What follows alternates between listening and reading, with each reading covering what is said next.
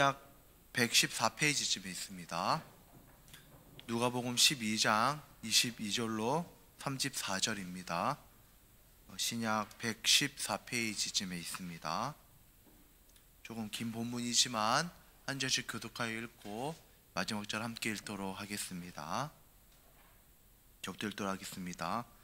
또 제자들에게 이르시되 그러므로 내가 너희에게 이르노니 너희 목숨을 위하여 무엇을 먹을까 몸을 위하여 무엇을 입을까 염려하지 말라.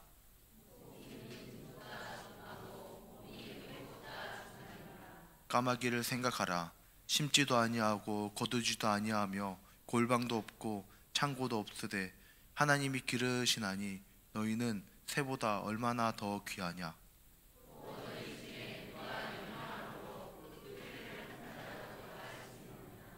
그런즉 가장 작은 일도 하지 못하면서 어찌 다른 일을 염려하느냐.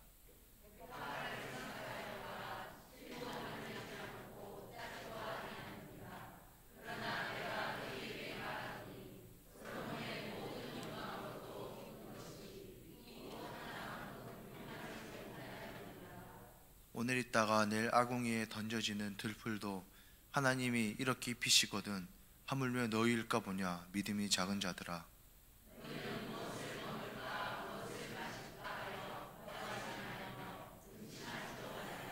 이 모든 것은 세상 백성들이 구하는 것이라 너희 아버지께서는 이런 것이 너희에게 있어야 할 것을 아시느니라.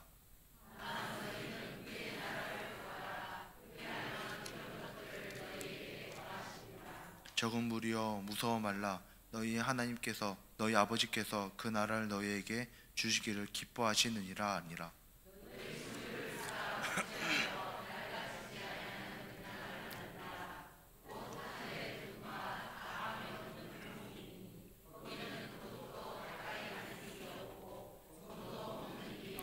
읽겠습니다. 너희 보물이 있는 곳에는 너희 마음도 있느니라. 아멘. 네, 오늘 말씀의 제목은 주님이 우리를 돌보신다 라는 말씀입니다. 저 목소리가 조금 이상하다는 거 느끼셨을지 모르겠습니다. 요즘 독감이 유행이라는데 참 유행 따라가는 거 좋아하는지 유행에 따라 독감을 걸렸습니다. 걸리고 보니까 A형 독감이라고 하더라고요. 그래서 A형 독감이 조금 전염이 강한데 제주에 오시지 않으시면 됩니다. 그래서 마스크를 끼고 설교해야 되나 고민했는데 또 잘 소독하고 제가 가는 걸로 해서 이렇게 말씀 나누려고 합니다. 그래서 제가 한 월요일부터 이렇게 좀 아팠던 것 같은데 화요일날 좀 많이 아프고 했었는데요. 그래서 주님이 우리를 돌보시는데 왜 독감은 돌보지 않으실까 이런 생각이 언뜻 들더라고요. 그래서 한편으로 드는 생각이 우리가 사람의 제일 된 목적이 하나님의 영광을 위하여 주님을 기뻐하는 게 우리의 삶의 본분일진데 근데 그러고 싶어도 아프면 그럴 수 없구나. 제가 설교하는 걸 좋아하고 설교 준비하는 걸 좋아하는데 아프니까 손에 잡히지가 않더라고요. 그래서 우리가 한번 옆에 분들에게 이렇게 인사하면 좋겠습니다. 우리 건강하게 하나님의 영광을 위해 삽시다. 진짜 건강하신 게 진짜 중요한 것 같습니다. 오늘 말씀을 쭉 보았을 때 우리가 느낄 수 있는 것은 그래, 근심을 하나님께서 거두어 가시는구나 라고 생각할 수 있습니다.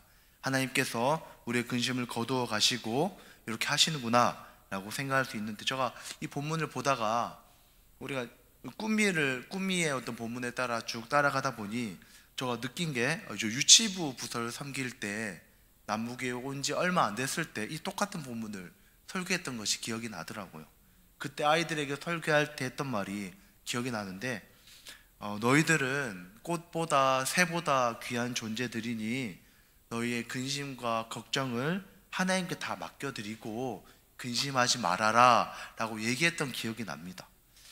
유치부 아이들이니 뭐 깊고 디테일한 걸 얘기할 수 없고 꽃 가져오고 새 가져오고 뭐가 더 크냐 이렇게 구분하여 얘기하는 거죠.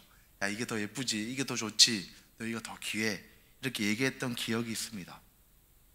그런데 오늘 본문을 좀 더 깊게 또 말씀을 묵상하다 보니 예수님께서는 단순히 우리에게 인생에 걱정되는 것이 참 많지, 그래 걱정하지 마 요 정도의 말씀이 아니라 근심이 생기는 이유부터 시작해서 구체적으로 근심을 이겨내는 방법, 더 나아가서 하나님의 백성의 모습으로 합당하게 살아가는 것이 무엇인지 아주 상세하고 디테일하게 가르침을 주고 있다는 것을 말씀을 통해 알 수 있습니다. 오늘 말씀을 통해서 사실 우리가 늘 근심과 걱정 속에 삶을 살아갈 수밖에 없는데, 오늘 말씀이 우리에게 위로가 되고 힘이 되어지는, 더 나아가서 어떻게 살아가야 되는지 분명하여지는 그러한 시간이 되길 소망합니다. 우리가 첫 번째 한번 볼 텐데, 제가 탐심을 읽으면 뒤에 부분으로 성도님 읽어주시면 감사하겠습니다. 하겠습니다. 탐심, 생명의 주인에 대한 혼동입니다. 조금 말씀을 준비하다 이렇게 좀 땡땡땡땡 이렇게 정리해보고 싶어서 말씀을 나누는데요, 본문을 잘 이해하기 위해서는 먼저 탐심에 대한 이해가 필요로 합니다. 이에 대해서 한번 짚고 넘어가야 되는데요, 예수님께 나왔던 많은 사람들이 있었습니다. 우리 읽었던 본문 바로 앞단락을 보면은 문제를 가지고 나왔는데, 바로 유산에 대한 문제를 가지고 나왔습니다. 그래서 이 유산에 대한 문제를 가지고 온 사람이 어떤 사람이었는지는 분명히 말하고 있지 않지만, 사회적으로 유추해 보았을 때 그 문제를 가지고 온 사람은 형제 중에 동생이었을 것이고, 이 동생이 이 유산 상속에 대해서 불공정하다 느끼고 무언가를 항의하러 나왔다라는 것입니다. 그래서 이 자에게 예수님께서는 부유한 농부, 다시 말해 어리석은 농부의 비유를 통해서 이 동생에게 가르침을 주고 있는 것입니다. 우리가 이 말씀을 보았을 때 어떤 주석에 얘기하는 바로는 동생이 이미 마음에 결정권을 가지고 나왔다라고 이야기합니다. 다시 말해 그때 당시 선생님이라 불리고 권위가 있던 예수님께 나와서 자신의 생각을 어필하고, 자신의 생각을 피력하고, 자신의 어떤 생각을 얘기해서 내 생각이 틀리지 않았다, 내 생각이 맞았다라는 것을 어필하기 위해, 다시 말해 어필과 배우는 것은 다르죠. 어필하고 내 생각을 관철시키기 위해 나온 게 바로 이 동생이다라고 이야기합니다. 예수님께서 이 유산에 대한 판단을 거절하셨죠. 나는 유산 문제를 얘기하는 사람이 아니다 라고 얘기하며, 그 이야기 중심에는 예수님께서 그 사람의 마음의 중심을 보신 것입니다. 주님은 불꽃 같은 눈으로 우리의 마음과 생각의 중심을 살피신다라고 말씀하시는데, 이 중심에 돈의 문제를 가지고 나온 것이죠. 사실은 유산의 문제를 통해서 뭔가 옳고 그름을 따지기보단 그 안에 돈의 문제가 있었고, 또 이 돈의 문제 때문에 하나님께서 맺어주신 형제와의 관계, 형과의 관계를 깨는 그런 탐심의 마음이 그에게 있다는 것을 예수님께서 보셨습니다. 그리고 그에게 부자, 다시 말해 어리석은 농부의 비유를 통해 말씀하십니다. 우리는 이 부자 비유를 통해서 우리도 이 부자와 같은 마음을 가질 수 있다라는 주의를 가질 필요가 있습니다. 부자는 지극히 지혜로운 인물로 우리가 볼 수 있습니다. 부유한 농부였고, 흔히 말하는 생산물이 너무 많아서 잉여 생산물이 너무 많이 생긴 것이죠. 잉여 생산물이 너무 많이 생겨서 이 생산물을 비축해서 어떻게 하려는 걸까요? 더 비쌀 때 팔려고 하는 것이죠. 잉여 생산물을 더 모아서 비축하여서 비쌀 때 팔려고 하는 일종의 경영적인 마음을 가지고 있는 아주 셈에 빠른 사람인 것을 알 수 있습니다. 우리는 이 부자의 마음이 크게 틀리다라고 느껴지지 않습니다. 왜 그러냐면은 우리도 소유를 저축하고 모아두고 하기 때문입니다. 그래서 우리가 이것을 보면서 저축하는 것이 나쁘다라는 단정적인 결론을 내려서는 안 됩니다. 우리가 불안하고 걱정되어서 삶에 미리미리 준비하는 것은 지혜로운 것이죠. 그래서 개미에게 가서 보라라고 얘기하는 것도 개미가 미리미리 자신의 살 길을 준비하기 때문에 그렇습니다. 우리는 생존을 위해서 우리의 것을 준비하고 비축하는 것은 옳고 좋습니다. 하지만 부유한 농부, 이 어리석은 농부에게 생각해 볼 문제는 그런 생사의 문제, 먹고 사는 문제가 아닌 것이죠. 그는 이렇게 얘기합니다. 생명이 그의 소유에서 나온다라고 생각합니다.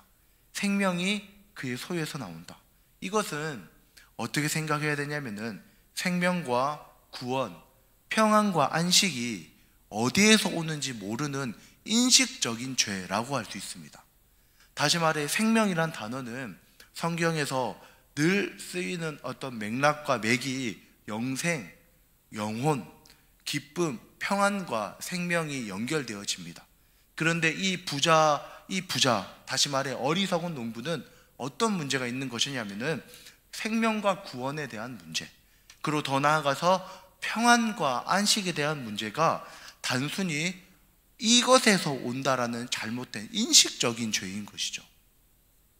그래서 단순히 돈을 모으고 말고의 문제가 아닌 것입니다.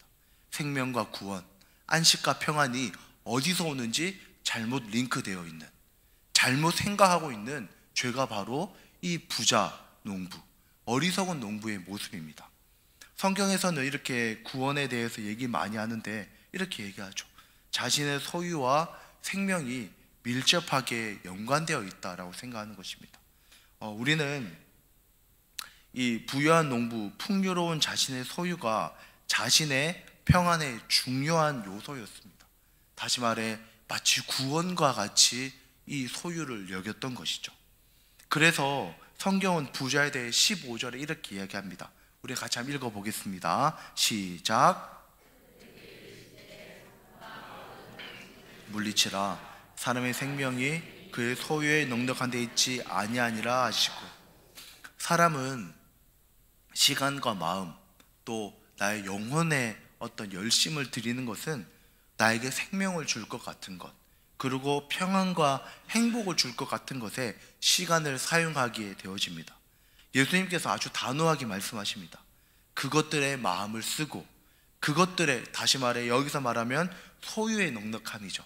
소유의 넉넉함에, 다시 말해 세상적 말하는 가지는 것에 마음을 쓰고 시간을 들이는 것은 너가 생명을 누리고 기쁨을 가지고 평안한 것과는 무관하다라고 말씀하고 계신 것입니다. 너가 생명을 얻고 구원의 기쁨을 누리고 참된 평안과 이 땅에서 기쁘고 편하게 살아가는 것은 너가 가지는 소유와 무관하다라고 말씀하시죠. 성경은 지금 이 탐심에 빠져있는 자에게, 다시 말해 탐심에 빠져있는 이 동생에게 예수님께서 너가 가지고 싶어하는 거 가져도 너가 원하는 거 못 얻어, 이 얘기하고 계신 것이죠. 성경은 이 탐심, 잘못된 어떤 마음, 이 잘못된 탐심에 대해서 두 가지로 이야기합니다. 첫 번째 뭐냐면은 우상 숭배입니다. 첫 번째 우상 숭배, 두 번째는 어리석은 자라고 이야기합니다. 다시 말해 탐심에 빠지고 잘못된 것을 추구하는 탐심을 두 가지로 우상 숭배, 어리석은 자라고 표현하는데, 이 탐심이 우상 숭배라는 것을 우리가 너무 잘 아는 것처럼 골로새서 3장 5절에 나오는 것처럼 이렇게 얘기합니다. 탐심은 곧 우상 숭배다라고 이야기합니다. 우상 숭배인 것을 가르치고 있죠. 그래서 우상 숭배가 곧 탐심이구나를 알고 있는데, 우상 숭배를 우리가 배우고 알기로는 이렇게 알고 있습니다. 우상 숭배는 하나님 말고 다른 것을 주인으로 삼아 살아가는 것을 우상 숭배라고 이야기하죠.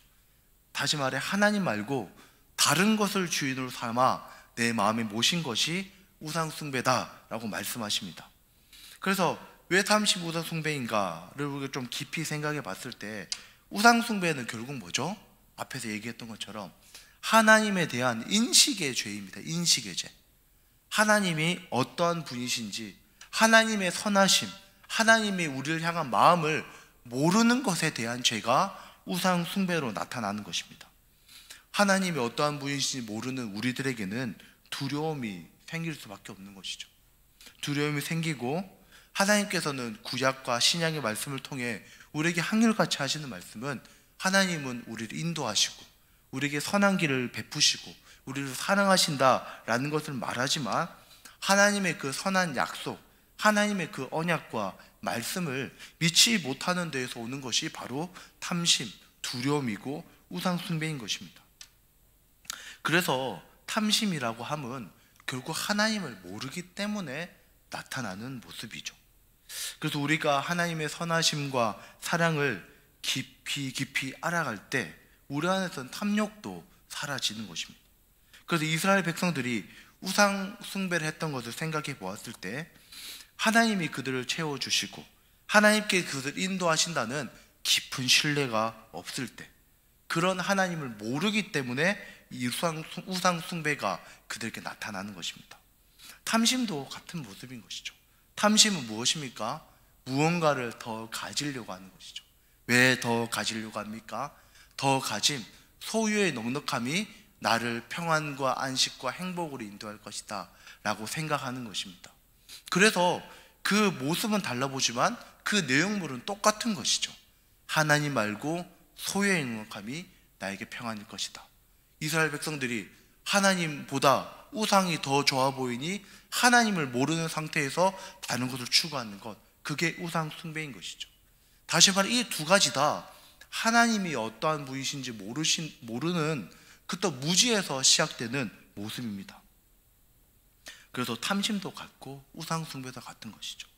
두 번째로 어리석은 자라고 얘기합니다. 우리 20절을 한번 같이 읽어보겠습니다. 시작. 하나님은 이르시되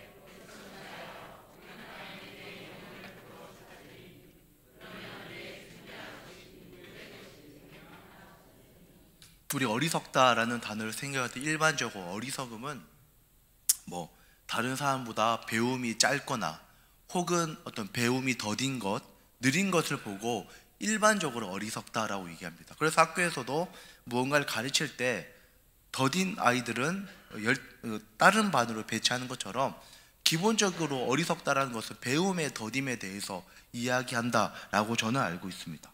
그래서 어리석다라고 말하는 것이 우리가 그렇게 생각할 수 있는데, 오늘 말씀에서 말하는 어리석음은 어떤 맥락이냐면 평안과 안식을 줄 수 없는 것에 마음을 쓰는 것.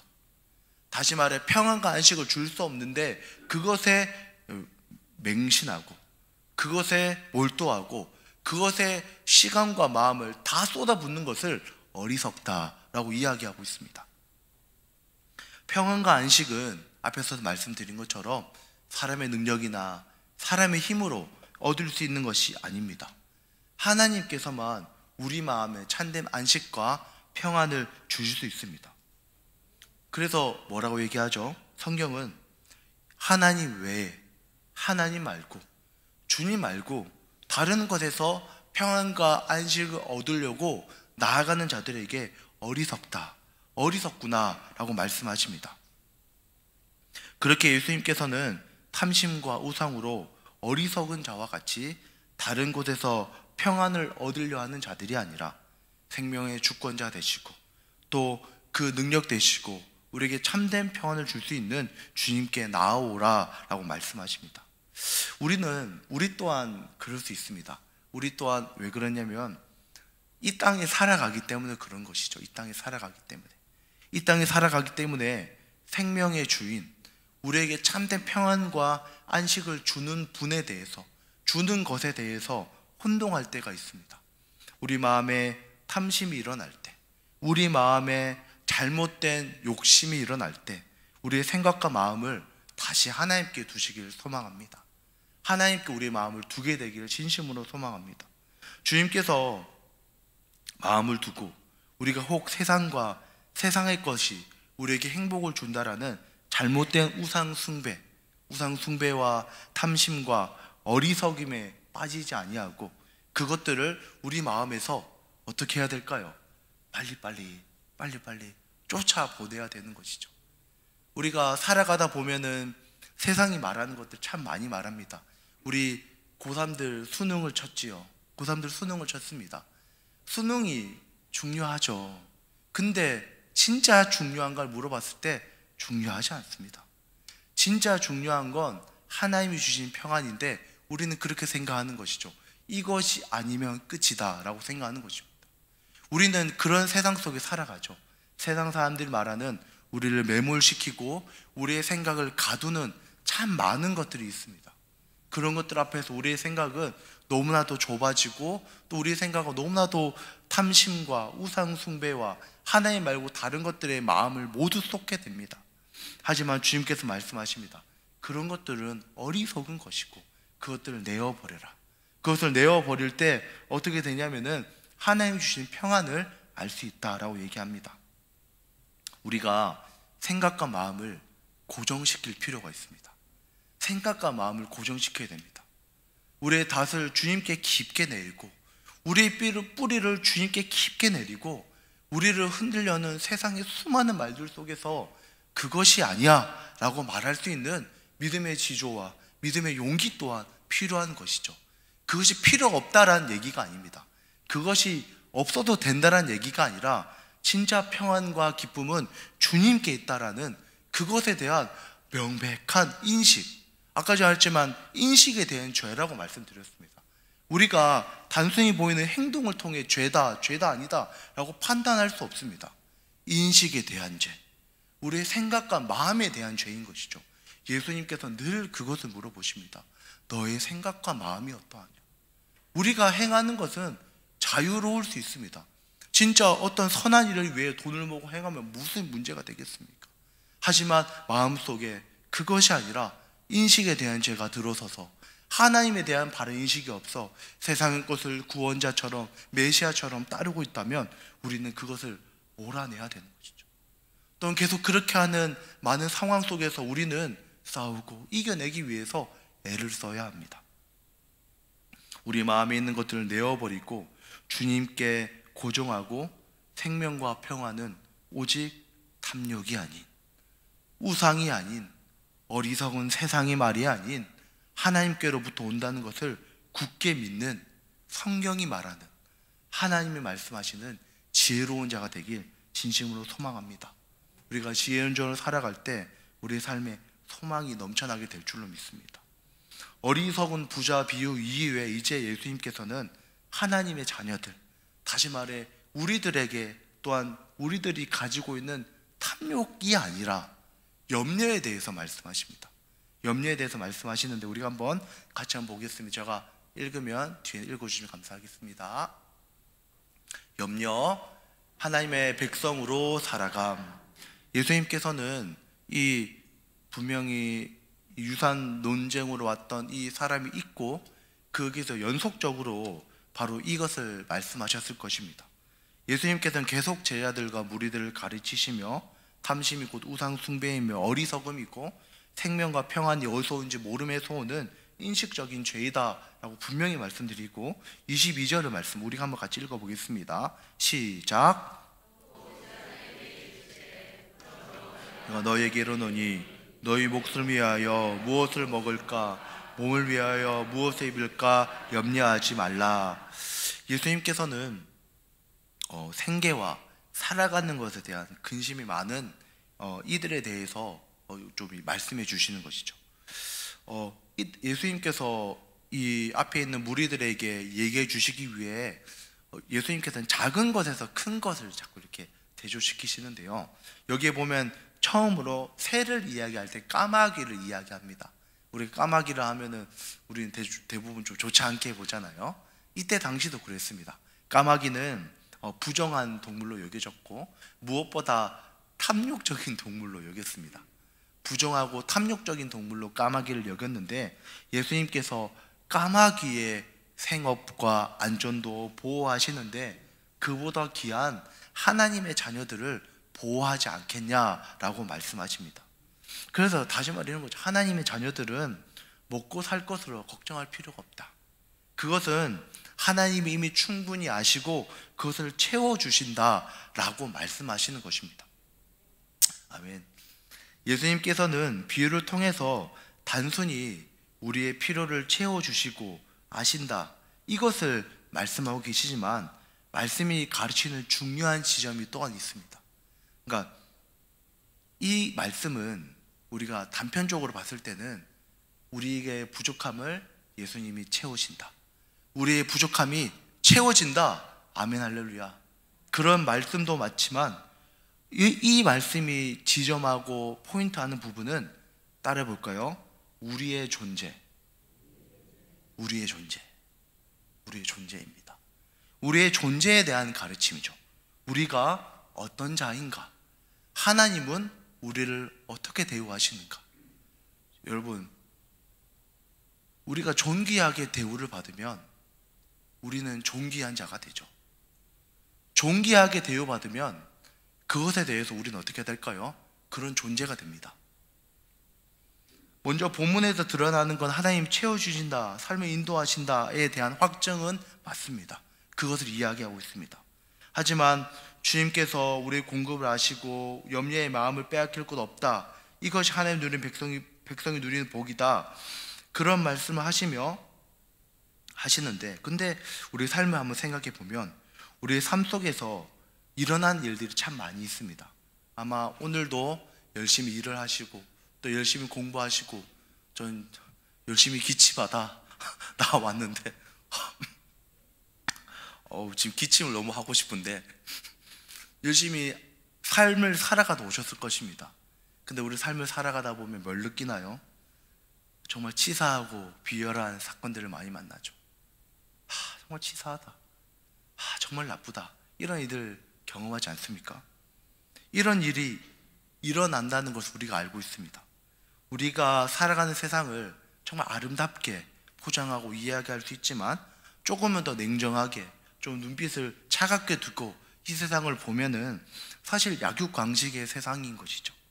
먹고 사는 문제, 먹고 살기 위해서 서로를 속이기도 하고 빼앗기도 하고 치사하고 또 조금은 비열한 일들이 일어나기도 합니다.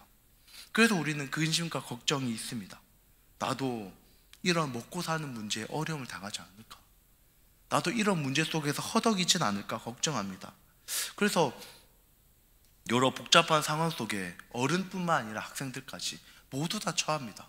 학생들은 왕따 당하기 싫어서 비열해지기도 하고, 또 어른들은 나의 생업을 위해 부정을 저지르기도 하는 것이죠. 만약에 우리가 이런 근심거리에 마음이 다 빼앗겨서 살아가게 된다면 우리는 어떤 모습이 될까요? 만약에 우리가 먹고 사는 문제가 너무 시급해서 진짜 약육강식의 세계에서 나는 포식자가 되어 살아가야 되겠다 라는 마음으로 살아간다면 우리는 어떤 존재가 될까요?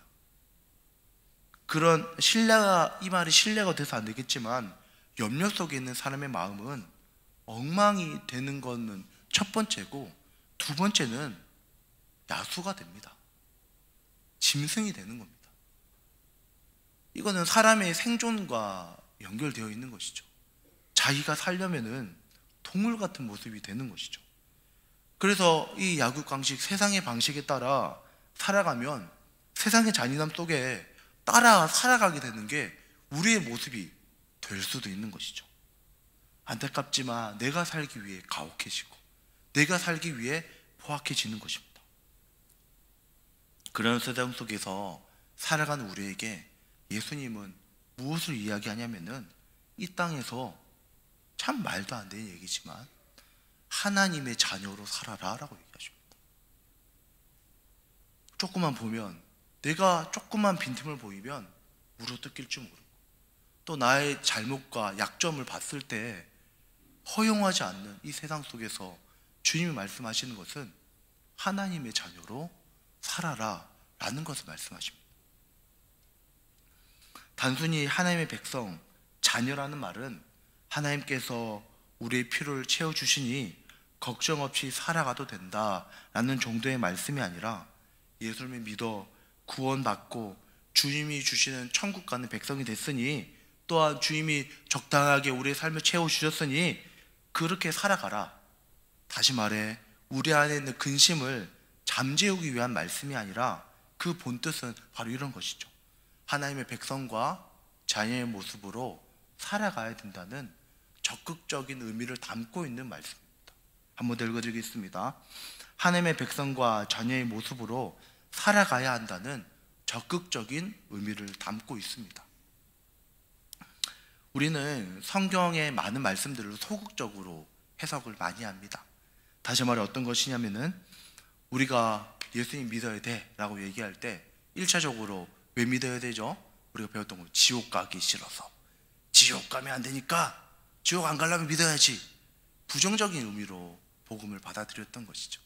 그리고 오늘 말씀도 똑같습니다. 주님이 채우신다, 주님이 너희 삶에 부족함 없이 채우실 것이다 얘기할 때, 아이고 내가 부족하고 없으니까 채워주시네, 그것도 맞습니다.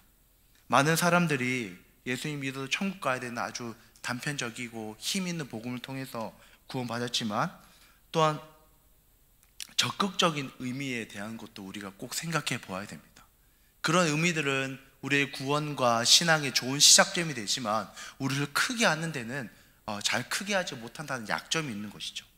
그래서 오늘 말씀에는 하나님께서 성도의 필요를 채워주신다는 것과 단순히 그냥 나의 결핍이 해결되고 그 결핍이 해결되기 위해서 복음과 예수님이 필요하다라는 정도가 아니라 오히려 좋은 시작이 될 수 있지만 그것만으로는 우리가 클 수 없는 것이죠.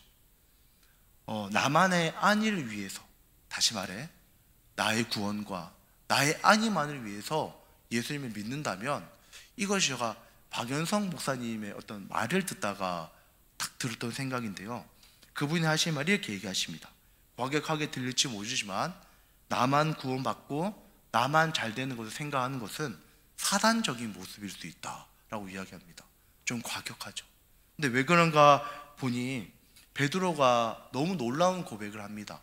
예수님이 누구신지. 그래서 그 고백 위에 예수님께 얘기하시죠. 너의 고백 위에 교회가 세워질 것이다 라고 말씀하십니다.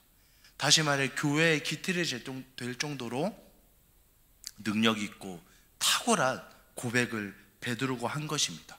그런데 그 이후에 베드로의 모습은 무엇입니까? 예수님께 사단아 물러가라 라는 아주 치욕적인 말을 듣게 됩니다. 베드로는 예수님에게 탁월한 고백을 했고 탁월한 것을 했지만 십자가를 지고 가시는, 세상을 향하여 죄인들을 향하여 가시는 예수님을 반대하고 막았습니다. 자신은 구원받았고 자신은 하나님과 예수님에 대한 은혜를 충분히 풍성히 받았는데 세상을 향하는, 약한 자를 향하는 십자가 복음, 예수님의 십자가에 대해서는 부인했던 것입니다. 다시 말해 하나님의 뜻에 대해서는 마음을 닫았던 것이죠. 그래서 예수님께서 베드로에게 얘기하십니다. 사단아 물러가라. 사단아 물러가라. 너는 나를 넘어지게 하는 자로다 라고 얘기합니다. 예수님께서는 우리에게 복을 주시고 채워주십니다. 오늘도 우리의 삶을 채워주시겠다라고 얘기하십니다. 그 이유는 무엇입니까? 당연히 우리의 연약함과 부족함을 채워주시는 게 맞습니다. 또 우리가 근심 없게 살아가길 바라는 것도 맞습니다. 또한 그것이 절대 나쁜 것도 아닙니다. 하지만 예수님께서 우리에게 바라시는 신앙의 모습은 분명히 있다는 것이죠. 우리는 어느새 너무 약해졌을지도 모른다라는 생각이 들 때가 있습니다. 작은 것에 너무 원망할 때가 있는 것이죠. 그리고 하나님 앞에 바르게 살아가는 것에 대해선 잊어버릴 때가 종종 있습니다. 예수님께서 말씀하시는 신앙이 도착해야 되는 부분은, 예수님께서 우리를 이끌고 가시는 곳은 나의 평안과 만족만 있으면 된다. 나만 괜찮으면 어떻든 상관없다. 그것이 아니라, 그런 사단적인 생각이 아니라 더 풍성하고 더 깊은 것이죠. 우리가 30절, 31절을 함께 읽도록 하겠습니다. 시작. 이 모든 것은 세상 백성들이 구하는 것이라. 너희 아버지께서는 이런 것이 너에게 있어야 할 것을 아시느니라. 다만 너희는 그 나라와 더하시리라. 아멘. 예수님께서 말씀하십니다. 우리에게 적극적인 의미를 부여하시는 것이죠. 적극적인 의미. 제발 더 이상 먹고 사는 문제나 그런 것들에 매몰된 신앙이 아니라 그의 나라, 의를 구하는 그런 자가 되길 소망한다 라고 말씀하십니다. 이전에 근심에 쌓인 신앙하는 자였다면 이전에 하나님의 채우심을 힘입어 적극적으로 그의 나라와 그의 의를 구하라 라고 말씀하십니다. 하나님께서 우리 삶에 채우신 것들이 많이 있습니다. 그래서 솔직하게 평가해 보면 저는 남부교회 오고 너무 행복합니다. 진짜 너무 행복합니다. 그래서 예전 이야기 너무 많이 들으셔서 얘기하지 않겠어요. 그래서 제 인생이 전성기입니다. 일단 몸무게부터요. 몸무게부터 전성기를 달리고 있어요. 그래서 몇몇 아이들이 힘드시겠어요 할 때 감기 걸려서 힘들지만 힘들지 않아서 미안하다. 너의 말에 공감해 주지 못해 라고 얘기할 때가 있습니다. 적극적으로 하나님의 의를 구할 수 있는 인생이 된 것 같아요. 하나님께서 우리의 삶을 채워주셨어요. 이 정도면 괜찮지 않습니까? 괜찮은 것 같아요. 뭐 더 바랄 게 있을까요? 전 없는 것 같아요. 좀 더 몸이 좋아지고 싶은 마음 정도? 그래서 하나님 주신 복과 은혜를 적극적으로 사용하는 자들이 되어야 됩니다. 이 돈을 교회를 위해 써야 된다, 아니면 좀 이런 유치한 이야기가 아니라 그냥 돈가 100만 원 내세요, 200만 원 내세요, 이런 좀 유치한 이야기가 아니라 단순히 교회를 위해 돈을 써야 됩니다, 이런 이야기가 아니라 이전에는 어땠죠? 나만을 위해 살아갔잖아요. 이전에는 내 잘 되는 게 제일 최고 왔다 아니었습니까? 근데 이제는 뭐죠? 내 잘 되는 게 아니라 주님이 채워주셨으니 내 잘 되는 게 아니라 예수님의 모습을 나타내는 거죠. 예수님의 성육신하심을 우리의 몸으로 나타내는 삶, 그걸 이야기하시는 겁니다. 복음을 위하여, 마음이 두근두근합니다.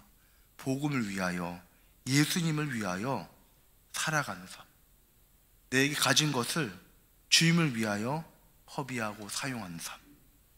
예수님께서 이 말씀을 제일 마지막에 배치하신 게 저는 굉장히 동의가 되어져요. 탐심, 근심, 그 다음에 헌신을 얘기하시는 거죠. 우리가 그래서 우리 이 땅을 살아갈 때 근심이 몰려오고 탐심이 몰려옵니다. 이 두 가지가 많이 몰려오죠. 이겨내야지 열심을 내는 게 우리를 이기게 하지 않습니다. 가장 좋은 것은 적극적으로 주의 뒤를 따르는 것, 적극적으로 예수님의 뜻을 따르는 것입니다. 그래서 그분을 닮아가고자 할 때, 예수님의 마음을 닮아가고자 몸부림칠 때 세상의 근심과 탐심도 서서히 사라지는 것이죠. 단순간에 사라지진 않겠지만 점차 변화되는 것입니다. 하나님의 백성으로 살아가는 것이, 하나님의 백성으로 살아가는 것이, 채우심을 공급받고 하나님의 백성의 뜻을 사랑받은 자, 하나님의 사랑받은 자로, 존귀한 자로 그 뜻에 합하게 살아갈 때에 세상의 많은 유혹과 근심에 정말 탁월한 묘약이 되어지는 것이죠. 주석가가 이렇게 얘기하는 것을 봤는데 참 합당한 것 같았어요. 이거 유용백 목사님이 추천해 주신 주석인데 한번 같이 읽어보겠습니다. 시작. 구하는 것에 적합한 여부는 요청하는 목적이 무엇이냐에 결정된다. 우리가 하나님을 위하여 구하고 요청할 때 그 목적이 주를 위한 것이라면 무엇이든 상관이 없습니다. 쌓아두는 게 문제가 아니에요. 쌓아둬서 선한 일을 하면 되는 것이죠. 쌓아두는 목적이 무엇이죠? 내 평안과 안식을 위해서라면 그렇게 하게 하지 않으실 것입니다. 하지만 우리의 마음과 뜻이 성장한 그리스도인이 되어 예수님을 나타냈고 주님의 사랑을 나타냈고 주의 뜻을 따르고 싶다면 무엇이 문제가 되고 무엇이 죄가 되겠습니까? 오늘 이 세상 모든 사람들 나만을 위해 살아가지만 우리가 그의 나라와 의를 구하며 나아갈 때 하나님께서 풍성히 주실 줄 믿습니다.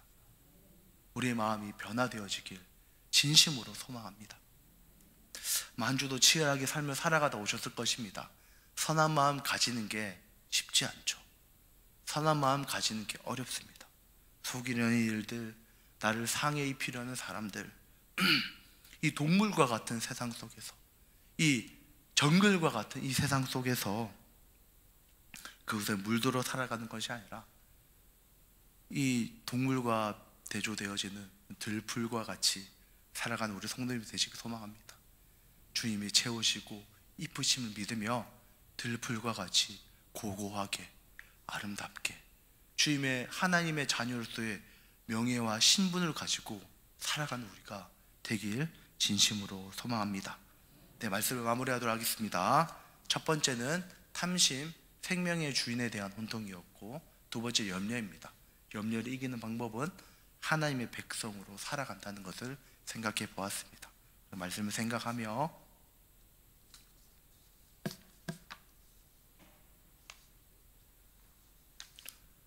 기도하겠습니다. 하나님 아버지, 감사합니다. 주님께서 우리와 함께 하셔서 우리의 근심과 걱정을 가져가시는 줄로 믿습니다. 우리의 마음이 그저 내 하나 잘 되는 것에 함몰되어지는 것이 아니라 주의 뜻을 위하여서 하나님의 백성으로 작은 예수 그리스도로 살아가는 자 되어서 하나님의 은혜와 복을 나누는 자 되어지기 원합니다.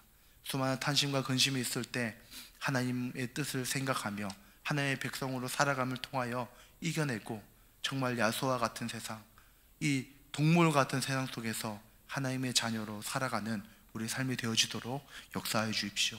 감사합니다. 예수님의 이름으로 기도합니다. 아멘.